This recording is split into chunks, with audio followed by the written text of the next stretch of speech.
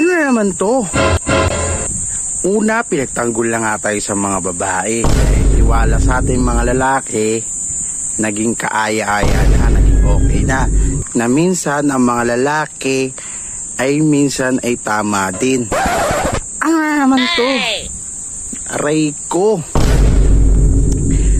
Di na nga tayo kagapuan. Ano na naman tong naririnig ko? Di na nga tayo kagapuan na damay na naman tayo. Damay-damay na naman tayo.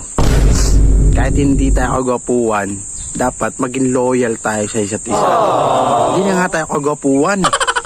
Wala na nga tayong trabaho, cellphone na lang. Ito na nga lang katuparan natin para umangat tayo. Ito na lang. Ang kailangan, nakakagigil. Wala na nga tayong pera. Maglolo ka pa. Kakagigil ka. Wala kang kwenta. Dami-dami na naman. Minsan na nga lang tayo maging tama sa babae. Ngayon, makasalanan na naman tayo sa isang pagkakamali mo. Boy! Wala kang kwenta.